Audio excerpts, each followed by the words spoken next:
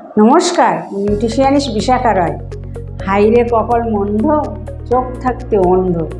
এখানে কিন্তু চোখের অন্ধতার কথা বলা হচ্ছে না, এখানে জ্ঞানের অন্ধর কথা বলা হচ্ছে। কেন বলুন তো? আমরা সবাই অনেক অনেক লেখাপড়া জানি, অনেক কিছু জানি, কিন্তু আমরা কি জানি না? আমাদের শরীর সম্বন্ধে জানি না।